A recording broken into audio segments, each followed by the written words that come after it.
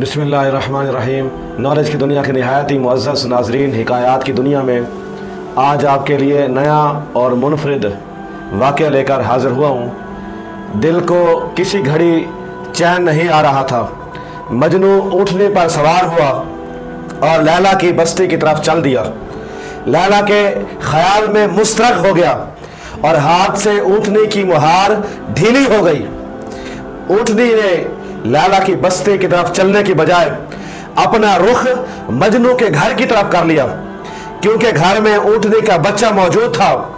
एक तरफ मजनू की लैला थी तो दूसरी तरफ उस ऊँटनी का बच्चा लैला की सूरत में मजनू के घर मौजूद था, जिसकी मोहब्बत में ऊँटनी बेचैन थी।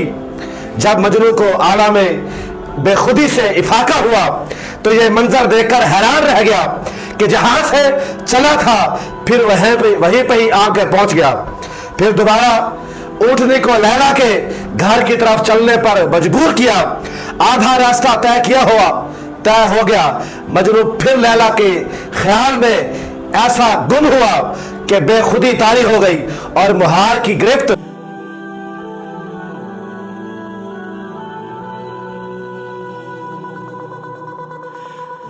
जब ढीली हुई तो ऊँटनी फिर से पीछे भागी।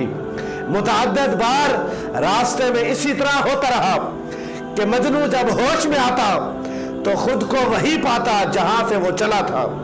लैला की याद में जब दिल बेचैन हो गया तो ऊँटनी को फिर लैला की नगरी की तरफ चलने पर मजबूर किया। थोड़ी देर बाद लैला की याद में फिर बेखुदी का आलम तारी हो गया। ऊँटनी फिर पीछे भाग गई। घर के करीब मजनू को जब होश आया तो मंजर देखकर उसे गुस्सा आ गया और कहने लगा, मेरी लैला तो आगे है पर तेरी लैला पीछे है।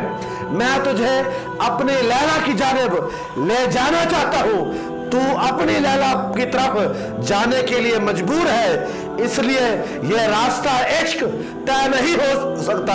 मैं अपने महबूब की मंजिल तक उम्र भर नहीं पहुंच सकूंगा। मजनू ने ऊपर से ही छलांग लगा दी और नीचे गिरते ही जख्मी हो गया।